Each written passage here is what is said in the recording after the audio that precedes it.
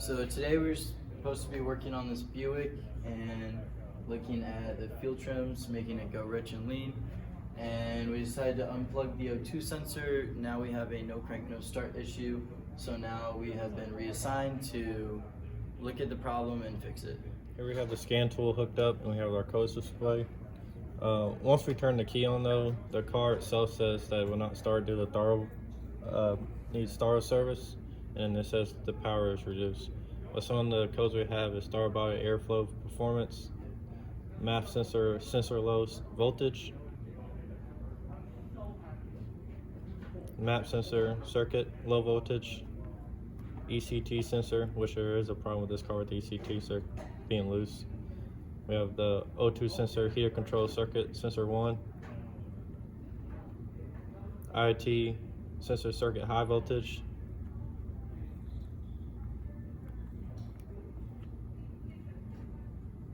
IoT intermittent high voltage, and lost communication with TCM,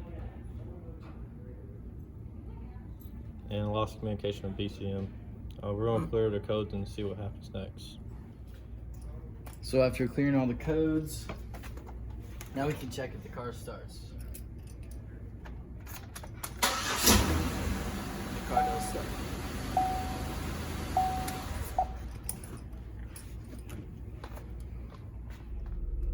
Here we have the vehicle run at normal operating temperature. Right now we have the short-term field trim, which is at about 0 to 1%. We have long-term, which is negative 4%.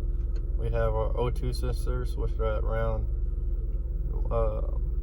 800 to 700, and they switch between each other when they turn off and on. And then we have our injector pulse width, which is around 3.8 milliseconds.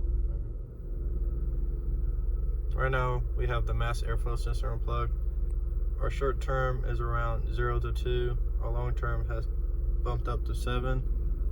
Our oxygen sensors have a peak around 700 between when they switch, and our ejector pulse is around 4.3 or 4.5, which has bumped up a whole millisecond. Here is the normal operating condition of the fuel injector when it is hooked up to the picoscope. Up here we'll see there is a dwell time of around 3 milliseconds. So now we're gonna create a vacuum leak on the engine and see how it affects that time.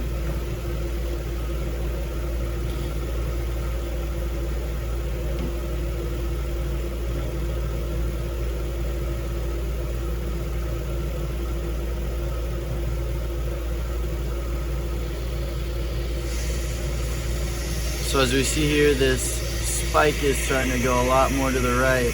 If we look up top of that measurement, it's going all the way up to 4.3 difference in this dwell time here.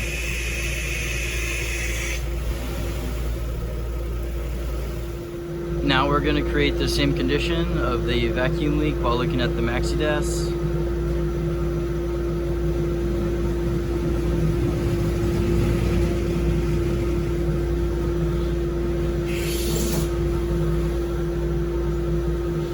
You can see our short-term fuel trim shot up around 6 and 7. Now it's at 13, 14, 15, all the way.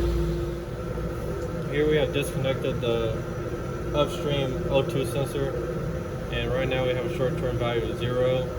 Our O2 sensor 1 is at 455 around there, stuck around there. Our O2 sensor 2 is around 50, and our injector pulse width modulator is at around 4.15. Here we have propane hooked up to one of the vacuum lines, and we're going to dump some propane into the system.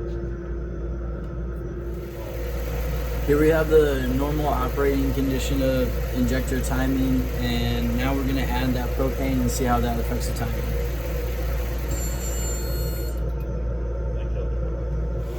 Here we're going to do our first measurement on the first minute for our cat on the inlet and outlet. Outlet is at 220, and the inlet is at 117. After 10 minutes of letting the car warm up, we measured it every single minute. Now on the 10th minute, we're sitting at around 442 for the outlet.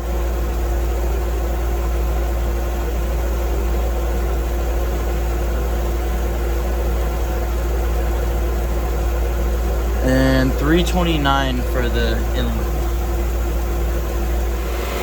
Here we're on measuring our inlet outlet temperature with the car revving at 2,500 RPM. Our outlet is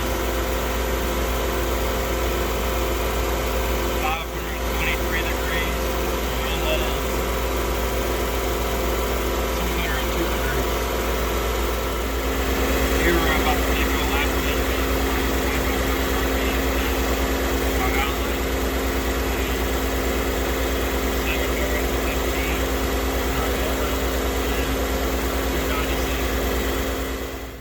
So here are temperature measurements we took over the course of 10 minutes for idle at the inlet and outlet of the catalytic converter.